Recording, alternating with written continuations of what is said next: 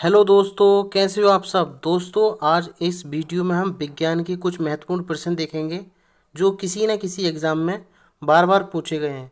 इस वीडियो को पूरा देखें और ये वीडियो किस प्रकार से लगती है कमेंट बॉक्स में ज़रूर बताएं। तो चलो वीडियो स्टार्ट करते हैं। सबसे पहला जो प्रश्न है, समुद्री खरपतवार निम्नलिखित में से किसका महत्वपूर्ण स्रोत है। देखिए, अगर आपने 2023 का यूपीपीसीएस दिया होगा तो इससे रिलेटेड ही एक प्रश्न पूछा था, बिल्कुल सेम टू सेम। तो अगर इस तरीके के प्रश्न आए तो हम क्या जवाब देंगे इसका। समुद्री खरपतवार से क्या चीज़ बनती है। गंधक बनती है, क्लोरीन बनती है, ब्रोमीन बनती है या आयोडीन। तो याद रखना, समुद्री खरपतवार या समुद्री घासें जो होती हैं उससे आयोडीन का निर्माण होता है। तो ऑप्शन हो जाएगा इसका सही डी, यानी आयोडीन। अगला प्रश्न देखते हैं। अगला प्रश्न है प्रश्न नंबर 2। निम्नलिखित में से कौन सा पदार्थ वृक्ष से प्राप्त किया जाता है। किससे? वृक्ष से। ऑप्शन है हींग, शिलाजीत, सुहागा। उपयुक्त में से कोई नहीं। तो देखिए, ये भी प्रश्न पीसीएस में पूछा गया है। तो इसका सही जवाब है हींग। सही जवाब इसका हींग जो है वृक्ष से प्राप्त की जाती है। अगला प्रश्न देखते हैं। प्रश्न नंबर 3। प्रश्न नंबर 3 देखिए, मुख्य मच्छर विकर्षक। विकर्षक का मतलब होता है भगाने में।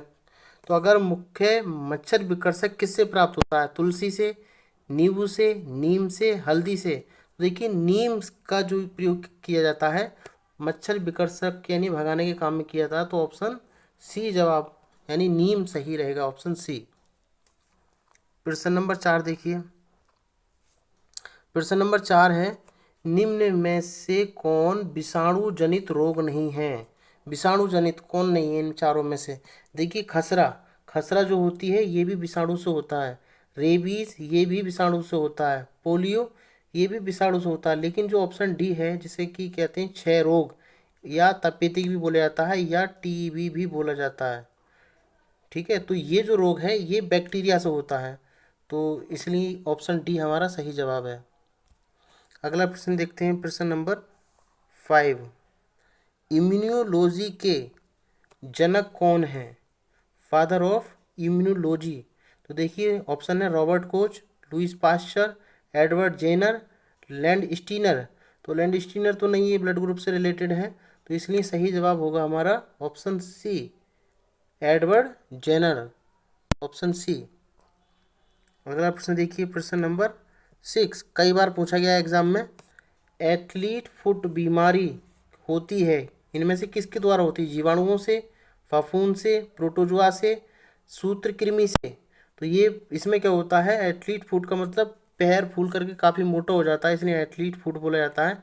ये फफूंद से यानी फंगस के द्वारा फैलती है ये बीमारी। तो ऑप्शन बी इसका सही जवाब होगा, फफूंद से। प्रश्न नंबर 7। प्रश्न नंबर 7 देखिए, ट्यूमर की पहचान में प्रयुक्त रेडियोधर्मी समस्थानिक है, जिससे कि ट्यूमर की पहचान होती है। तो ऑप्शन है आयोडीन, कोबाल्ट, आर्सेनिक, सोडियम। तो इसका सही जवाब होगा आर्सेनिक 74 का प्रयोग ट्यूमर की पहचान करने में प्रयोग किया जाता है, ऑप्शन सी।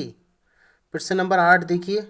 प्रश्न नंबर 8 है, शरीर के अंदर लोह की कमी से, किसकी कमी से, लोह की कमी से उत्पन्न होने वाला रोग बताना है।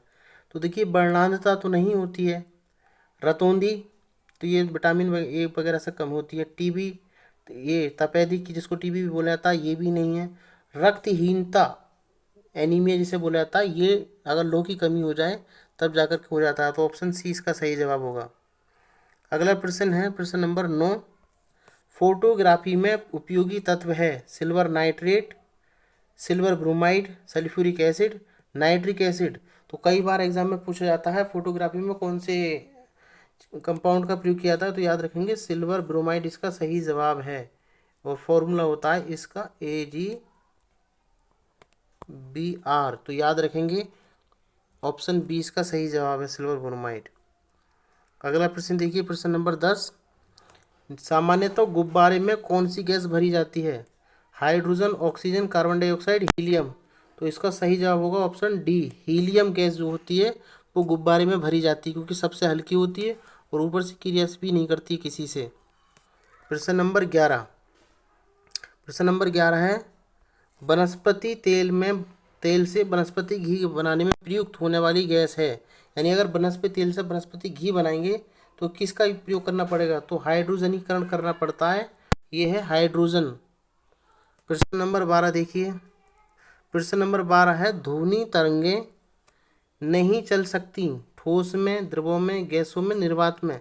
देखिए ठोस द्रव गैसों में तो माध्यम मिल जाता है तो ध्वनि की तरंगें चल सकती हैं, लेकिन निर्वात में ध्वनि की तरंगें नहीं चलती, तो ऑप्शन डी सही होगा, वैक्यूम यानी निर्वात में। प्रश्न नंबर 13, प्रश्न नंबर 13 में देखिए दूध का आपेक्षिक घनत्व ज्ञात किया जाता है, हाइड्रोमीटर से, ब्यूटरोमीटर से, लैक्टोमीटर से, उपयुक्त सभी। तो इसका सही जवाब होगा ऑप्शन सी, लैक्टोमीटर। अगला प्रश्न देखते हैं, प्रश्न नंबर 14, बहुत बार पूछा जाता है प्रकाश वर्ष की इकाई है, तो ये सही को सभी को मालूम होगा, दूरी की। ऑप्शन ए सही जवाब है इसका।